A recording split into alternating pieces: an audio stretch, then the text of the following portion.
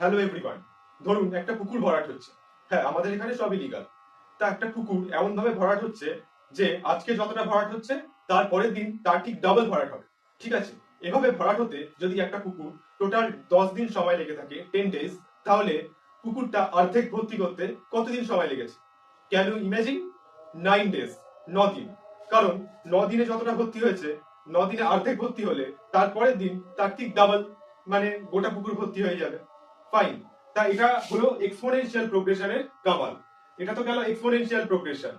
আমি এমন একটা ঘটনা বলছি, সাচ দ্যাট আপনি আপনার কোনো কাছের মানুষকে বললেন যে আজকে 1 টাকা, কালকে 2 টাকা, তারপরে দিন 3 টাকা, এভাবে জাস্ট 1 বছর 365 ডেজ দিয়ে যেতে।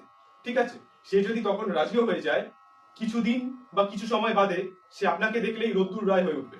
তার কারণ, যদি আপনি 1 টাকা প্রথম দিন, 2 টাকা তারপরের দিন, তারপরের দিন 3 টাকা, এরকম করতে করতে টোটাল 365 ডেজ অব্দি যান, তাহলে তার যে সাম হবে, যোগফল হবে, সেটা হচ্ছে ফার্স্ট এন নাম্বারের সাম, মানে N into N plus 1/2।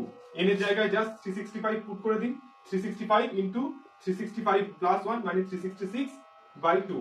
And এটা করলে দাঁড়ায় 66,795। এই হচ্ছে অ্যামাউন্ট যেটা ওকে আপনাকে 1 বছরে দিতে হবে। মানে ভাবুন তো, 1 বছরে কিরকম বড়লোক হয়ে যাবেন আপনি। এনিওয়েজ, তা এরকম আরো ভিডিওস দেখার জন্য অবভিয়াসলি স্টে টিউনড এন্ড